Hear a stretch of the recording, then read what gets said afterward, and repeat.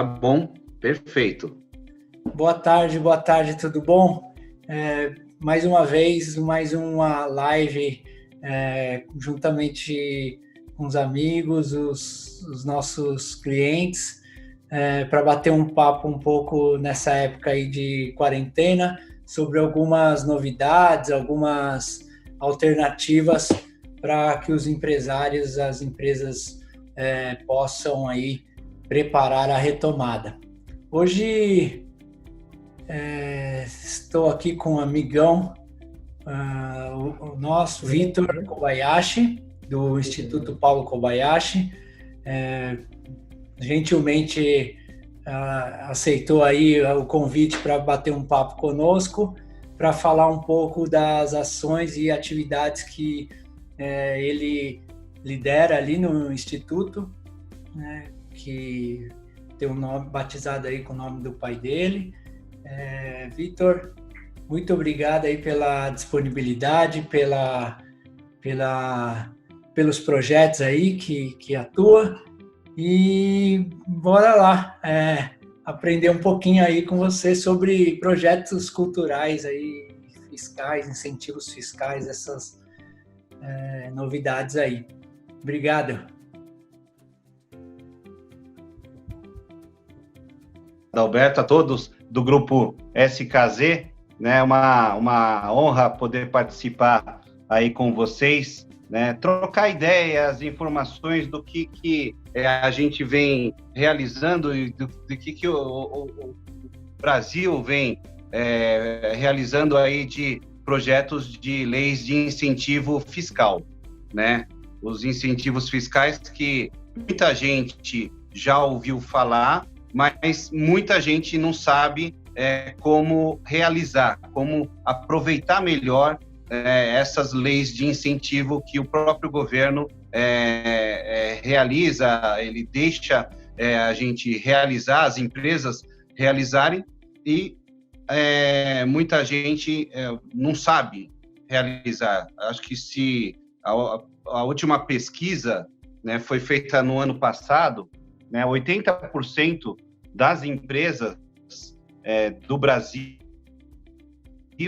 elas não utilizam ou nunca ouviram falar, né, de leis de incentivo fiscal, né, que é a Lei Rouanet, né, conhecida Lei Rouanet na cultura, a Lei de Incentivo do Esporte, né, a Lei aí do Idoso, as leis de incentivo federais, né, estaduais e agora municipais, né? Cada esfera tem aí a sua lei de incentivo para promover, ajudar a promover a cultura, o esporte e a assistência social como um todo, né? Então, é isso que o Instituto Paulo Kobayashi vem desenvolvendo durante os seus 15 anos de atividade. A gente, no começo, priorizava muito as ações, né? É um dos objetivos do Instituto, promover ações sociais, culturais, esportivas, junto com o governo e trazendo a iniciativa privada, as empresas, as grandes organizações, as pequenas organizações, as médias organizações, para realizar as atividades em conjunto com o governo, né?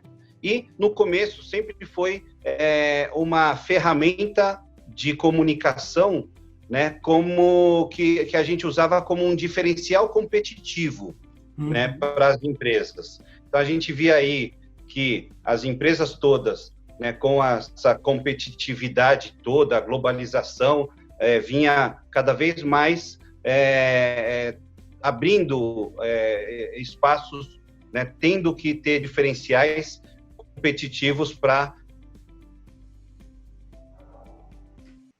não era mais somente qualidade, né? Não era mais somente o preço, não era mais somente a qualidade do atendimento ao seu cliente, né? Você tinha que ter um conjunto de ações que te diferenciassem competitivamente no mercado.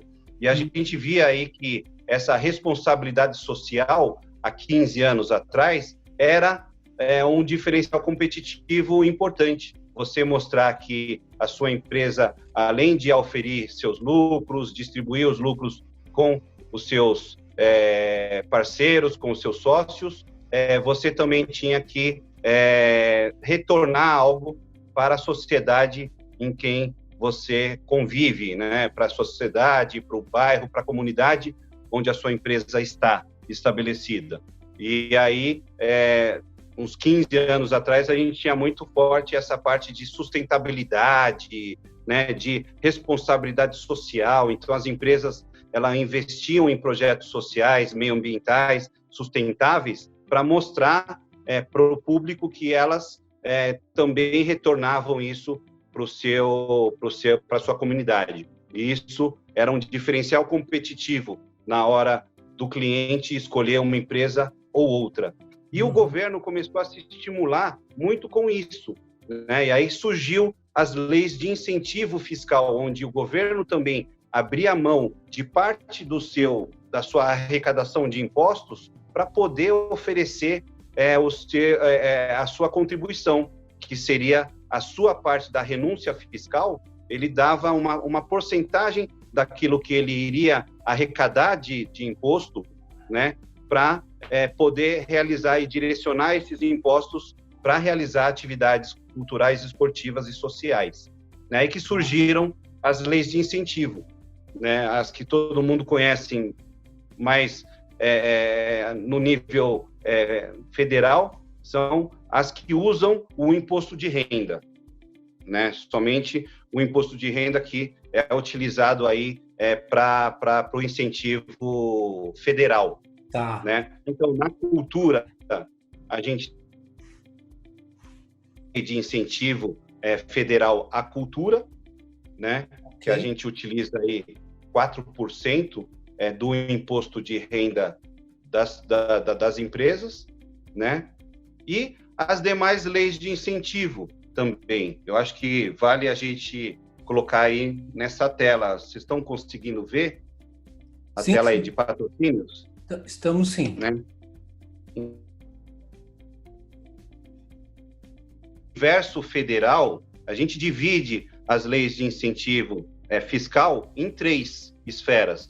Na esfera federal, que utiliza o imposto de renda, na esfera estadual de São Paulo, que utiliza o ICMS, e na esfera municipal, na cidade de São Paulo, que utiliza o IPTU e o ISS, para as empresas estabelecidas em São Paulo.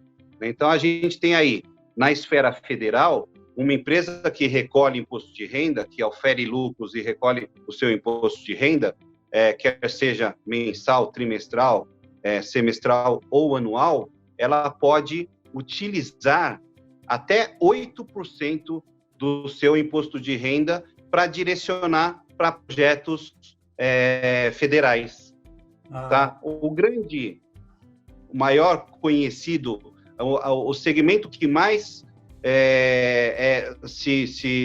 utiliza disso é o segmento da cultura, né? A cultura, a Lei Rouanet, a antiga Lei Rouanet, ela utiliza até 4%, né, do recolhimento do imposto de renda das empresas, né, como uma doação, né, como um patrocínio, né? Quanto por cento? Essas a gente até acaba nos eventos, no cinema, a gente acaba vendo um pouco dos patrocinadores, que é divulgado ao final ou no começo dos filmes, dos eventos, né? A gente acompanha um pouquinho, assim. Exatamente. Essa é a que a gente mais conhece, né? Que todo mundo viu aí, inclusive recentemente, o ano passado, o embate, né? Que o próprio governo atual remodelou a Lei Rouanet, né? Mas o que foi mudado, né? Todo mundo fala, diminuiu a Lei Rouanet, cortaram as grandes mamatas. Na verdade, ela foi reformulada, né? Antigamente, o teto para você fazer um projeto, né, de incentivo cultural chegava a projetos de 30 milhões de reais, 25 milhões de reais, onde as grandes produtoras podiam trazer os grandes espetáculos mundiais e internacionais, como Cirque du Soleil, como Fantasma da Ópera, o Rei Leão, sabe? Esses grandes espetáculos que vinham da Broadway, vinham de outros lugares do mundo para o Brasil. E aí tinha aí o apoio, né, da Lei Rouanet e aí os grandes espetáculos, no final, acabavam ficando muito inacessíveis, né? Como é que a gente pode falar que esses projetos são importantes culturalmente se um ingresso custa R$700, R$500 para você assistir, né? Então, acaba ficando inalcançável, digamos, para a população como um todo. Então, o atual governo, ele baixou e fez um limite de projetos até R$1 milhão. Desculpa, projetos culturais que têm o limite de R$1 milhão e acabam pulverizando mais, acabam pegando pequenos produtores, né, pequenos produtores locais, regionais, e acaba pulverizando isso mais para o Brasil como um todo. Então, hoje, os projetos têm um limite, né? Tem um limite de até R$1 milhão, salvo alguns projetos de interesse nacional, né? Como o Carnaval como algumas atividades que podem utilizar aí grandes festas reconhecidas como Parintins, como o rodeio lá ou festas culturais que acabam tendo esse limite um pouco maior, né? Okay. Mas o restante acaba padronizando nesse teto. Entendi. Né? Então, a Lei Rouanet acaba sendo um pouco mais pulverizada, onde a gente consegue aí atingir o maior número de pessoas. E o teto dela, hoje é difícil você alterar esse teto. O teto dela basicamente quase, ou até maior de R$1 bilhão de orçamento. Né? Então, assim, não é que o governo vai dar R$1 bilhão para os projetos da Lei Rouanet. Ele vai deixar de arrecadar, ele vai ter uma renúncia fiscal, onde o orçamento é mais de R$1 bilhão, né? E ele deixa de arrecadar isso para autorizar as pequenas produtoras a ir atrás desses recursos, dessas empresas que pagam um imposto de renda e podem direcionar parte desse imposto de renda para projetos específicos. Então, o que a gente fala para as empresas?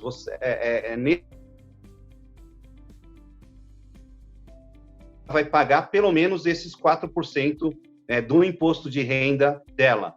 Ela não vai deixar de pagar os 100% de imposto de renda que ela vai recolher, né, no final aí ou do mês, ou do trimestre, ou do ano, né, do seu regime fiscal, mas ela vai poder direcionar 4% na cultura, 1% no esporte, 1% nas outras leis aí que eu vou explicar rapidamente, né? Isso no caso do imposto de renda. Né? Na prática, para a empresa, não tem acréscimo de valor, ele o valor do imposto que já seria pago, parte é direcionado diretamente para os projetos, né? Exatamente. E o que a gente diz é que, assim, o que a empresa ganha com isso? Né? Além de ela poder falar para toda a sociedade, para os seus funcionários, para os seus parceiros, de que ela investe em projetos culturais, investe em projetos sociais, ela não vai ter nenhum custo. A gente utiliza muito do marketing social, que isso pode gerar. Então, além dela saber onde ela investe esses 4, 5, 6, até 8% do imposto de renda dela, né, ela vai poder também reverter isso para o seu marketing. Né? Ela vai poder utilizar isso como uma campanha, né, de mídia, onde ela pode dizer que ela está incentivando a cultura, está incentivando o esporte, né, está realizando a sua parte da responsabilidade cultural, social e esportiva que todo mundo, que o governo mesmo precisa oferecer para os cidadãos. Sim, né? Principalmente nessa época, né, de caixa afetado, né, poder direcionar parte do imposto para o próprio marketing, ainda trazendo para a comunidade, para a sociedade, essa parte cultural, a parte esportiva, né? São várias ações boas ao mesmo tempo, né? Bem bacana. Isso que é fantástico, que a gente vê, né? Que as grandes empresas sabem utilizar isso muito bem. Sim, sim. Né? Imagina aí as instituições financeiras, né? Quando o orçamento do marketing estava, né, minguando, hoje o orçamento fiscal deles está muito grande, né? Porque acabam sendo subsidiados integralmente pelo imposto, por parte do imposto deles. É verdade. Né? Todos os eventos grandes, o patrocínio são essas empresas grandes, né? Grandes, que recolhem muito imposto de renda. Mas é aquilo, se a gente for ver aí nas próprias pesquisas, 80% das pequenas, médias e grandes empresas não sabem utilizar bem isso. Uhum. Elas não sabem, né, o departamento de marketing vem reclamando todo ano, principalmente em crise, que os seus orçamentos estão limitados, mas mal eles sabem que eles podem ser incrementados com parte dos impostos, 4% da cultura, 1%, até 8% do recolhimento do imposto de renda deles, né? Então, daí tem o ICMS, que eu vou explicar também agora, um pouquinho, que também é outro artifício grande das empresas que recolhem o ICMS, e aí, né, vem repercutindo também na esfera, inclusive, municipal, né, com o IPTU e o ISS das empresas. Então, aquilo que a gente vê que está influenciando todas as esferas, né? O sucesso da esfera federal acabou influenciando a esfera estadual e a esfera municipal também. Né? Por enquanto, tem alguma dúvida, Márcio, sobre essa inicial que eu fiz? Com isso vão surgindo algumas perguntas, né? Isso pode ser cumulativo, por exemplo. Então, a gente está falando de lei federal, municipal, estadual. Se quiser aderir a todos e tiver habilitado, claro, pode ser aderido para todas as esferas ao mesmo tempo, né? Não tem essa limitação. Não tem. Pode ser cumulativo mesmo. Tá. Né? Você pode fazer os projetos concomitantemente, né? Tanto federal, quanto estadual, quanto municipal. Inclusive, é aquilo, se você escolhe um projeto, você faz o levantamento do seu imposto de renda, você vê aí que você pode recolher, você recolhe imposto de renda, você pode utilizar parte do seu imposto de renda. Né? Daí você pode escolher um projeto na cultura, que utiliza até 4% do seu imposto de renda, pode utilizar também, que utiliza 1% do seu recolhimento de imposto de renda, mas daí você tem que escolher um outro projeto esportivo, né?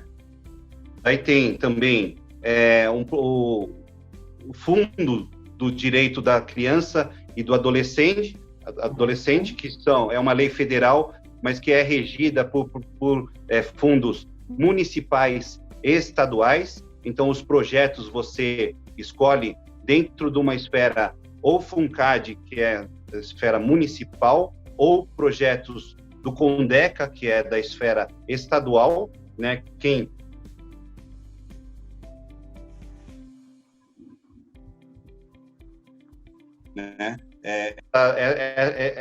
Esses organismos, né? Ou estadual ou municipal. Entendi. Né? Então, mas também é 1% do recolhimento do imposto de renda para projetos em benefício de crianças e adolescentes. Tá. Né? Daí tem também 1% da lei do idoso, também para projetos direcionados para a lei do idoso, né? E o fundo que organiza isso é a Secretaria Estadual, né, de Desenvolvimento Social, né, do Estado, né, que tem um conselho do idoso que analisa esses projetos, né, e fiscaliza também. É importante ter essa fiscalização, né, do governo para todos os projetos. Então, uma vez aprovados esses projetos todos, eles são fiscalizados tanto pelas secretarias competentes quanto pelo Ministério Público também, né? E aí tem todo esse trâmite, né, de você aprovar esses projetos, né, e depois de aprovados poder oferecer isso para as empresas que recolhem o imposto de renda, né? Então ele pode ser cumulativo, sim, né? Ele pode pegar 4% na cultura, mais 1% no esporte, mais 1% no idoso, né?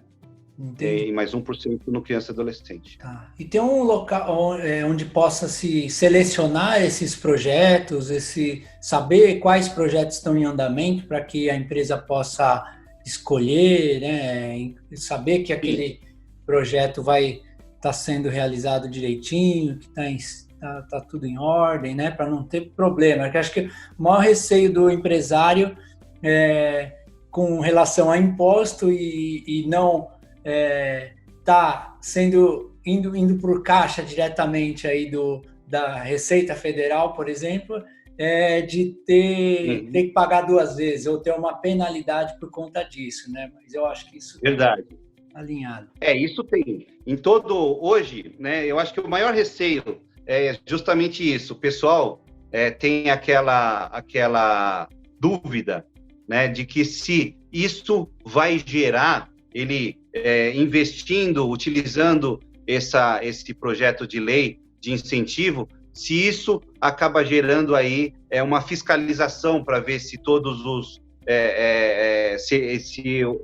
essa utilização está sendo devida corretamente, está sendo feita corretamente ou não. Antigamente até tinha essa preocupação, mas hoje cada vez mais com os sistemas integrados, né, a gente consegue, hoje é o governo que fala que você tem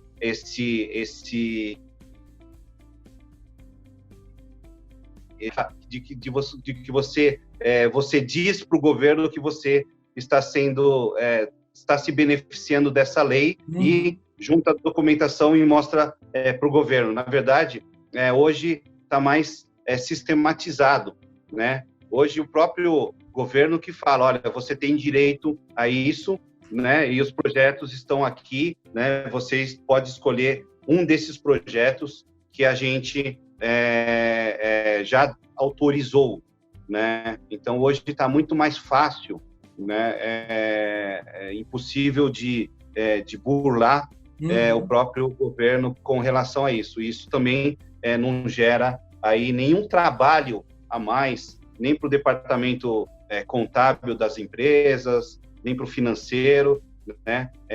Basicamente, talvez você pagar um boleto a mais. Entendi. Né? Que ao invés de você pagar, por exemplo, se você utilizar um projeto de Lei Rouanet, por exemplo, né? É você auferir lá, fazer a guia do recolhimento de 96%, né, do seu recolhimento para o governo, e 4% disso você vai depositar numa conta governamental mesmo. Daí você junta as duas guias e deixa lá né, junta a guia de 96% que vai para o governo e a guia de 4% que vai para uma conta destinada ao projeto pré-aprovado, né? E aí que é uma conta monitorada da própria Secretaria Nacional de Cultura, e aí acaba sendo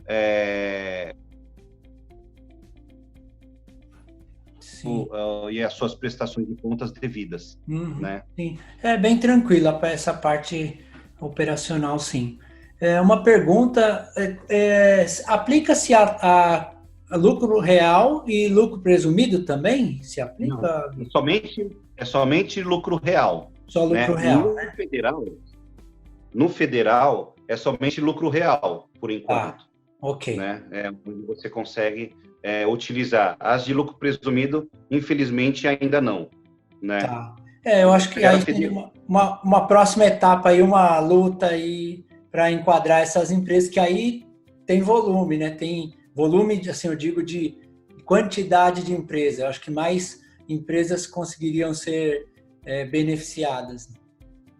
Com certeza.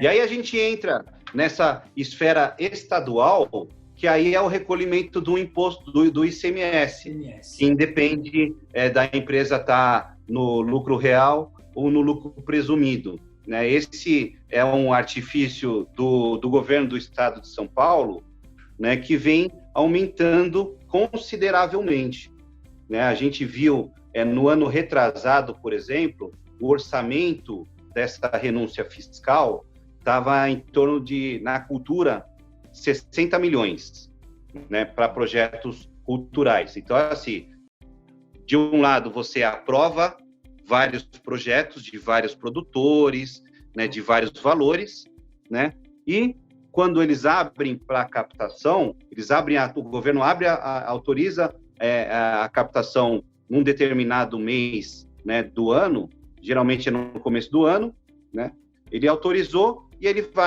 você vai captando, e quando bater, a renúncia fiscal bater 60 milhões, no caso do governo, do orçamento do ano retrasado, né, ele vai lá e fecha a torneira, fala, olha, acabou, né, a renúncia fiscal, e aí agora você recolhe o imposto de ICMS normalmente, né?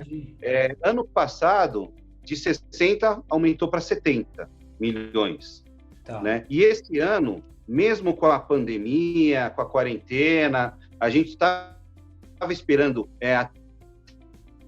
uma redução no valor, mas o que não aconteceu. O governo até viu que ele não ia conseguir atender toda essa esfera, né, cultural, esportiva, né, porque o foco está principalmente no combate à pandemia, na saúde e assistência social.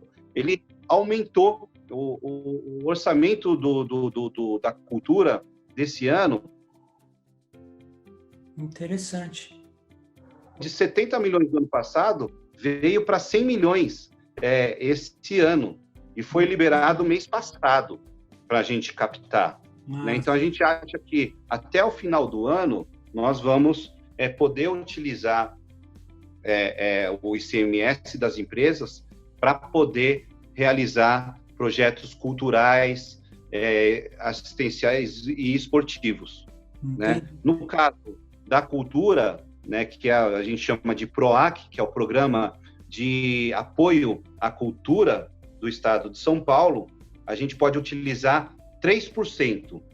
3% do recolhimento de ICMS das empresas, mensal. Do recolhimento, ok. Do recolhimento. Recolhimento. A empresa emitiu a guia lá, e o próprio sistema do posto fiscal eletrônico da Fazenda que faz esse cálculo. Ele já dá ali ao campo para poder segregar isso, né? Por isso que eu te falo, é automático e sem margem de abrir fiscalização nenhuma. porque não é nem o fiscal das empresas e nem a contabilidade das empresas que vão fazer a média desses 3%.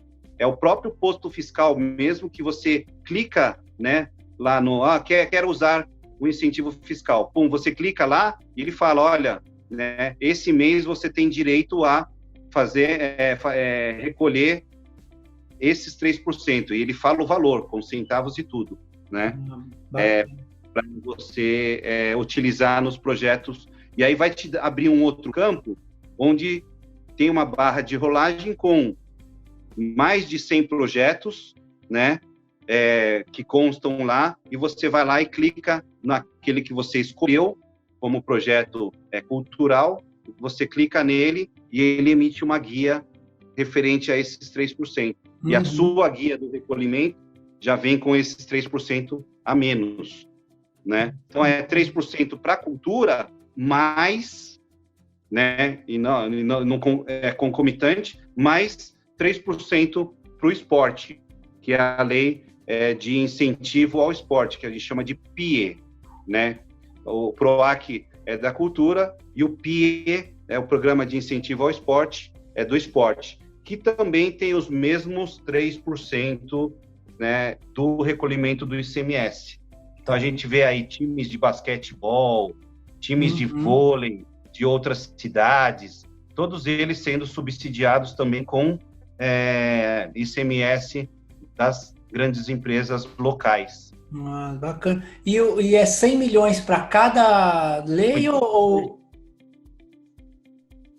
é separado? 100 milhões para os dois projetos? Não, 100 milhões para a cultura e para esporte é 60 milhões. Tá. O do esporte ele acaba mais rápido, né? Ele é mais limitado, acaba mais rápido. Geralmente, o da cultura dura a média de 6 meses. A gente consegue utilizar 6 meses, né? Se a gente já começar desde o primeiro mês de recolhimento de um projeto, a gente consegue utilizar durante 6 meses o ICMS das empresas. E Sim. Ele acaba acabando. Aí, quando... No esporte, ele dura 3, 4 meses. Ele é mais rápido, né? Uhum. Ano passado era 40 milhões, esse ano está 60 milhões. Então, estou também, né? Mas ele é um pouco mais limitado. Entendi. Quando uma empresa ela descobre que ela consegue utilizar 3% na cultura, mais 3% no esporte, né? Ela vai utilizando e o que acaba primeiro é o esporte, né? Que tem um orçamento menor. Né? Mas é muito interessante. É muito interessante que dentro dos projetos tem a questão da exposição de marca, né? Mas também tem a parte dos patrocinadores, tem convites, cortesias, né? Que pode premiar funcionário, distribuidor. Da contrapartida. Dentro do projeto como um todo, a gente consegue dar contrapartidas para a própria empresa. Então, se a empresa está estabelecida em determinada cidade ou tem unidades também filiais em outras cidades, a gente já fez projetos que a empresa tinha filiais em mais de 20 cidades, a gente fez apresentações nas 20 cidades da empresa. Então, era um teatro, né, que falava aí sobre a importância da boa prática alimentar, né, e que a gente fez apresentações em 20 cidades no estado de São Paulo.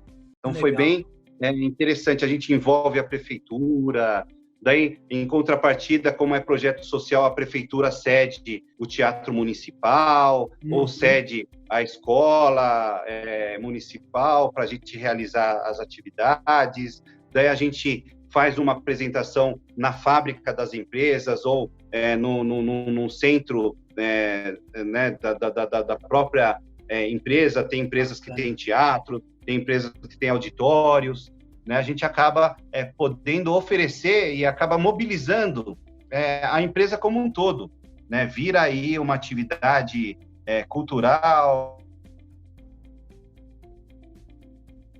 também lazer, cultura e entretenimento, né? E as empresas acabam trazendo, inclusive seus fornecedores, seus prestadores de serviços, né, seus clientes, para estar realizando esses projetos junto com a gente. É verdade. Além da parte fiscal, então, com essa verba dos impostos, acaba mobilizando a empresa toda, quase com o RH, né, por conta dessas ações, o marketing que vai poder utilizar dessa verba, o comercial por conta desse relacionamento com fornecedores, que também pode estar envolvido, né? Então, são ações muito bacanas que devolve aí para a comunidade a parte do imposto que a empresa estaria recolhendo. Muito bom, muito bom. Exatamente. Então, a gente consegue aí fazer essa mobilização e a empresa não vai pagar nada mais além do que ela já paga de imposto, né? Isso Sim. que é interessante, né? Verdade. Isso, né? Até para finalizar, a própria cidade de São Paulo, e por incrível que pareça, tem algumas cidades, né, que estão até além. Quem começou essa lei foi, por exemplo, Mogi das Cruzes, né, que tem uma lei municipal de cultura, né? E aí a própria cidade de São Paulo, não sei se baseou na lei de Mogi ou se baseou, acho que Curitiba tem essa lei também forte, né? Acho que Rio de Janeiro também, né? Que é a lei municipal que utiliza o IPTU e o ISS. É igualzinho às outras leis de incentivo, só que a gente consegue utilizar até 20%. E olha que é alto. É alto, 20% do recolhimento de IPTU mais ISS. Aí sim, é IPTU mais ISS, o limite é 20%. Ok. Né? Aí não é 20 mais 20, é 20 como um todo. Né? Aí é o recolhimento de IPTU, que muito pessoa física, que é a detentora dos prédios, né? Dos imóveis, ou ISS também, o Imposto sobre Serviços. Né? E aí só que o orçamento é menor, né? O orçamento, acho que esse ano está em torno de 20 milhões a 30 milhões esse ano, se eu não me... Acaba em 3 meses, né? 3 meses, acaba tudo. Né? Imagina esse valor em uma empresa grande, né? Acaba consumindo. É o exemplo. A gente acompanhou um processo, né, de uma empresa, um grupo de shopping centers aqui na cidade de São Paulo. A gente fez o levantamento, eles recolhem de IPTU anual 36 milhões de IPTU anual. Imagina, 20% disso, 16 milhões. 16 milhões é quase metade do orçamento que tem o programa como um todo. Então, se esse grupo entra, ele já consumiu metade dos projetos. Aí todo mundo tem que bater na porta do grupo, do marketing desse grupo, para poder ter o meu projeto, meu projeto. Aí ele mesmo consegue patrocinar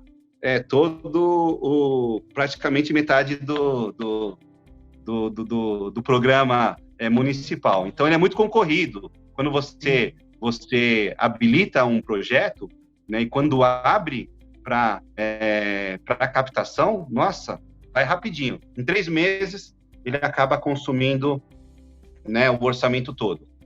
Que não é o caso do PROAC, o estadual. O estadual geralmente dura 6 meses. Esse ano a gente acha que vai durar esses 6 meses, né? Que é esse segundo semestre aqui, né? O segundo semestre todo. Começou em junho, começou atrasado.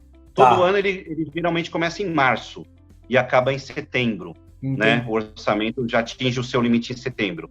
Esse ano já começou em junho, mas aumentou, né? Quase aumentou uns 40%, né? Do seu orçamento do ano passado. Então, a gente acha que vai se manter até o final do ano, talvez até o começo do ano que vem. Legal. Né? Imagino que as produtoras também tiveram que se adequar, né, por conta dessas mudanças, não é? Então, também... E o federal, ele nunca acaba. O federal, por incrível que pareça, esse 1 bilhão de renúncia fiscal, todo ano eles não conseguem atingir o limite. Ah, é? É aquilo que eu falei, que mais de 80% das pessoas, das empresas, não sabem utilizar, né? Então, na esfera federal, né, o orçamento ele nunca é completo. Ele sempre sobra. Né? Mas no estado de São Paulo ele sempre acaba. Mas vamos lá, vamos tentar divulgar para os nossos clientes. A gente está gravando aí esse bate-papo. Também a gente encaminha para os clientes poderem assistir, também tirarem as dúvidas e a gente poder colocar em contato aí com os projetos, né? Que tenham afinidade, que gostem aí. Eu acho que é bem válido e sem risco, né? Esse acho que é o principal também. Eu acho que essa parte de tirar as dúvidas também, né? As dúvidas que forem surgindo, né? O que eu vejo muito com os nossos parceiros, patrocinadores, é que eles escolhem primeiramente um projeto, né? 2 projetos, 3 projetos nossos, daí eles vão querendo, fica tão...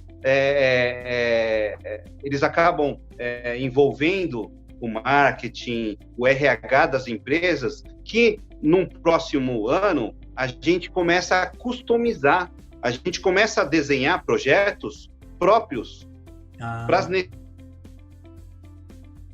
necessidades de marketing das empresas. Então a gente começou a personalizar isso. A gente não consegue fazer isso de uma vez, porque eu demoro para montar um projeto e aprovar ele, demora aí uns 4 meses para fazer isso. Mas eu consigo, desde já, assim, a gente conversando, se a empresa tem esse fluxo, esse planejamento, a gente já consegue sentar com ela e discutir a parte contábil com vocês, a parte de marketing com os interesses das empresas, né, dos locais, das regiões, né, a gente consegue personalizar essas ações. A gente, vamos fazer uma corrida de rua no esporte. Vamos fazer uma corrida de rua onde a gente tem uma fábrica aí, sei lá, em Campinas, em Jundiaí, ou em São José dos Campos, né, a gente consegue personalizar. Vamos fazer uma apresentação do nosso teatro, né, nas nossas filiais, vamos. Então a gente consegue, né, envolver isso e personalizar isso aí com a cara aí dos seus clientes. Isso. Legal, muito bacana mesmo. E o municipal está captando também aí, nessa época aqui? Tá, o municipal está captando, né? Começou a captação em maio, né?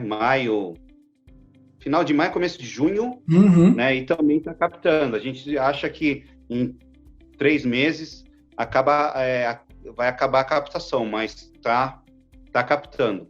Legal. Né? Tanto na esfera federal, quanto na esfera estadual, que abriu no mês passado, e quanto na esfera municipal também. Muito aquecido, né, o mercado. Apesar dos projetos, mas onde, tipo, teatro, onde vocês vão fazer as apresentações? Né? Ainda não tem definido, mas muito a gente já está fazendo até via YouTube. Né? Então a gente está fazendo o híbrido, né, de apresentações virtuais, né, aulas educativas, né, com alunos de escola, tal, no início, e depois a gente acaba finalizando isso, né? Espero que até outubro a gente tenha aí as escolas, pelo menos, abertas, né, onde a gente pode também fazer as apresentações nas escolas. Os teatros e cinemas, acho que vai ser por último, né? Eu imagino que sim. Talvez novembro, né, a gente consiga aí realizar as apresentações.